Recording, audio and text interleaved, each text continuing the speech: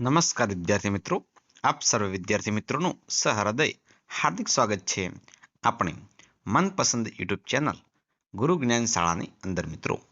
તો મિત્રો, આજે આપણે ધોરણ 10 વિષય છે સાવી, ચેપ્ટર નંબર છે 16, આર્થિક ઉદારીકરણ અને વૈશ્વિકીકરણનું સ્વઅધ્યયન પોથીનું સંપૂર્ણ સોલ્યુશન કરવા જઈ રહ્યા છીએ. તો વિદ્યાર્થી મિત્રો, વિડીયો તમારે સ્કીપ કર્યા વગર છેલ્લે સુધી પૂરેપૂરો જોવાનો છે. અને મિત્રો, પસંદ આવે તો તમારે એક લાઈક પણ કરી દેવાની છે. વિભાગ એ છે યોગ્ય જોડકા જોડો. ઈસવીસન 1991 તો મિત્રો આર્થિક સુધારાનો અમલ થયેલો છે. ઈસવીસન 1995 છે તો વિશ્વ વેપાર સંગઠન 1972 તો પ્રથમ પૃથ્વી પરિષદનું આયોજન. 1981માં વાયુ પ્રદૂષણ નિયંત્રણ ધારો પસાર કરવામાં આવ્યો છે. પ્રશ્ન નંબર 1 છે ઈસવીસન 1972માં સ્વીડનના કયા શહેરમાં પ્રથમ વખત પૃથ્વી પરિષદનું આયોજન પર્યાવરણની સુરક્ષા માટે યોજાયું હતું? તો મિત્રો ઓપ્શન નંબર એ આવશે, સ્ટોકહોમ ખાતે યોજાયું હતું. નંબર 2 છે ખાલી જગ્યાના કારણે દેશમાં વિદેશી મૂડી રોકાણને પ્રોત્સાહન મળે છે. તો શું આવશે? વૈશ્વિકીકરણ. શું આવશે? વૈશ્વિકીકરણ. નંબર 3 છે વિશ્વ વેપાર સંગઠનનું વડું મથક કયા સ્થળે આવેલું છે? તો ઓપ્શન નંબર એ, જીનીવા ખાતે આવેલું છે. પ્રશ્ન નંબર 1 છે વૈશ્વિકીકરણનો ખ્યાલ વિદેશી મૂડી રોકાણ નીતિ અને બીજી કઈ નીતિ સાથે સંકળાયેલ છે? તો વિદેશ વેપાર અને ઉદારીકરણ સાથે સંકળાયેલ છે.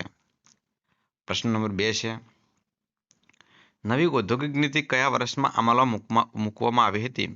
તો ઈસવીસન 1991માં નવી ઔદ્યોગિક નીતિ અમલમાં મૂકવામાં આવી હતી. પ્રશ્ન નંબર 3 છે વિશ્વ પર્યાવરણ દિન તરીકે કયા દિવસને જાહેર કરવામાં આવ્યો છે? તો 5 જૂનને જાહેર કરવામાં આવ્યો છે. નંબર 4 છે ટકાઉ વિકાસ શબ્દ બીજા કયા નામથી ઓળખાય છે? તો સુપોષિત વિકાસ તરીકે ઓળખાય છે. નંબર 5 છે રાજ્યની આવક અને ખર્ચ અંગેની નીતિ એટલે શું? તો રાજકોષીય નીતિ. નંબર 6 છે દેશના અર્થતંત્રને વિશ્વના અર્થતંત્ર સાથે જોડવાની પ્રક્રિયા એટલે શું? તો મિત્રો વૈશ્વિકીકરણ. WTO એટલે શું? તો વર્લ્ડ ટ્રેડ ઓર્ગેનાઇઝેશન. પ્રશ્ન નંબર વિભાગ નંબર 2 છે ખાનગીકરણના ગેરલાભ જણાવો. તો આર્થિક સત્તાનું કેન્દ્રીકરણ થયું છે જેનાથી ઇમરાજ શાહીને વેગ મળ્યો છે. ના ઉદ્યોગો અને ગૃહ ઉદ્યોગો યોગ્ય વિકાસ થઈ ચકાસવાના નથી. માત્ર મોટા ઉદ્યોગોને વિકાસનો લાભ મળ્યો છે. નંબર 3 ભાવો અંકુશમાં રહ્યા નથી. નંબર 2 છે ભારત સરકારે કયા 3 આર્થિક સુધારા અમલમાં મૂક્યા હતા? ઈસવીસન 1991થી નવી ઔદ્યોગિક નીતિમાં ભારત સરકારે 3 આર્થિક સુધારો અમલમાં મૂક્યા હતા. નંબર 1 છે આર્થિક ઉદારીકરણ. નંબર 2 ખાનગી ઉદારીકરણ. નંબર 3 વૈશ્વિકી ઉદારીકરણ. એના પછી ઉદારીકરણના લાભો છે. ઉદારીકરણના લાભો મિત્રો વાત કરીએ તો આપણે ઉદારીકરણને લીધે ખાનગી ક્ષેત્રને મુક્ત વિકાસની તકો પ્રાપ્ત થઈ છે અને દેશના ઉત્પાદન વૃદ્ધિના દરમાં વધારો થયો છે. વિદેશ વેપારને ઉત્તેજન મળવાની વિદેશ વેપારમાં વધારો થયો છે. દેશમાં આંતરરાષ્ટ્રીય માળખું સગવડોમાં વધારો થયો છે. ભારતમાં વિદેશી મૂડી રોકાણો વધ્યું છે. સંકલ્પના લખો. ઉદારીકરણ. સરકાર ઔદ્યોગિક નીતિ દ્વારા ખાનગી ક્ષેત્ર પરના અંકુશો અને નિયંત્રણમાં ક્રમશઃ ઘટાડો કરે છે અને વિકાસને પ્રોત્સાહન કરે છે અને ઉદારીકરણ નીતિ કહેવામાં આવે છે.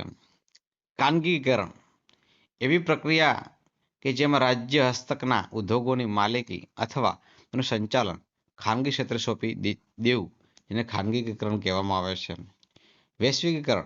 વૈશ્વિકીકરણ એટલે દેશના અર્થતંત્રને વિશ્વના અર્થતંત્ર સાથે જોડવાની પ્રક્રિયા કે જેના પરિણામે ચીજવસ્તુઓ, સેવાઓ, ટેકનોલોજી અને શ્રમનો પ્રવાહ વિશ્વમાં સરળતાથી પ્રાપ્ત થઈ શકે છે.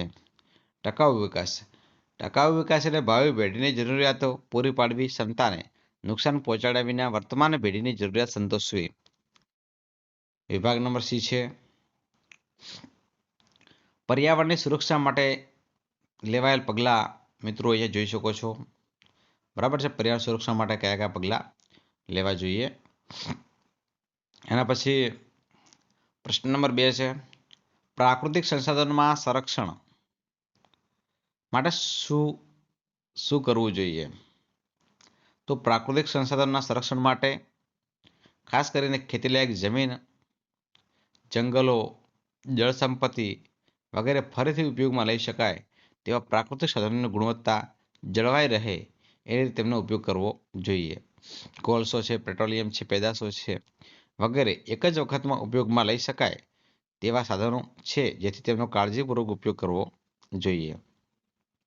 પર્યાવરણને સંતુલન જળવાઈ રહે તે રીતે પ્રાકૃતિક સાધનોનો ઉપયોગ આપણે કરવાનો છે. એના પછી મિત્રો વિશ્વ વેપાર સંગઠન સંસ્થાઓથી પરિચય આપો.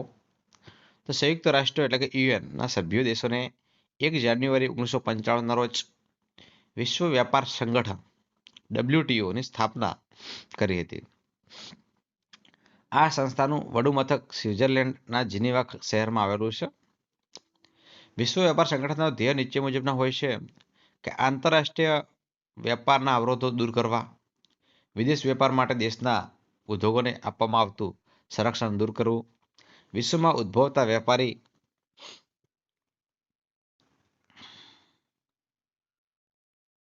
ઝઘડાઓ નિરાકરણ કરવું.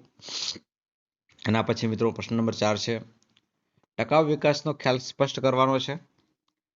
તો ટકાઉ વિકાસ એટલે ભાવિ પેઢીની જરૂરિયાતો પૂરી પાડવાની ક્ષમતાને નુકસાન પહોંચાડ્યા વિના વર્તમાન પેઢીની જરૂરિયાતો સંતોષવી. આપણી આસપાસના પર્યાવરણ પર પડેલ ગંભીર અસરોને કારણે ટકાઉ વિકાસનો ખ્યાલ વિકસાવ્યો છે. આજની પેઢીની સાધનો વિકાસ ભવિષ્યમાં ટકી શકે તેમ નથી. વર્તમાન પેઢીની સગવડો ભાવિ પેઢીને કદાચ પ્રાપ્ત થાય તેમ નથી એવી શંકા સેવાઈ રહી છે. આર્થિક વિકાસને કારણે કુદરતી સંસાધનોનું પ્રમાણ ઘટે છે તેમજ ગુણવત્તા પણ ઓછી થાય છે. એના પછી મિત્રો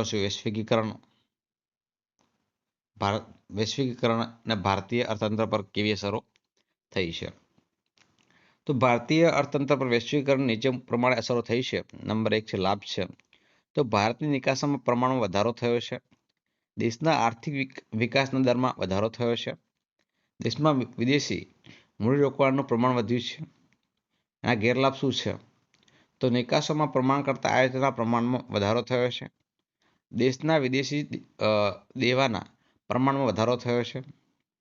આવક અને સંપત્તિના વહેંચણી વધુ અસમાન બની છે. તો મિત્રો આ છે આપણું આજનું સ્વાધ્યાય પોથીનું સોલ્યુશન. વિદ્યાર્થી મિત્રો તમને પસંદ આવ્યું હોય તો અચૂક લાઈક કરજો. ચેનલ પર નવા હોય, ચેનલને હજી સુધી સબસ્ક્રાઇબ ન કર્યું હોય તો ચેનલને મિત્રો અચૂક સબસ્ક્રાઇબ કરી દેજો. બાજુમાં આપેલા બેલ આઇકનને પણ પ્રેસ કરી દેજો જેથી કરીને આવનારા વિડીયો નોટિફિકેશન આપ સૌ મિત્રોને મળતી રહે. ફરી મળીશું નેક્સ્ટ વિડીયોમાં. ત્યાં સુધી આવજો.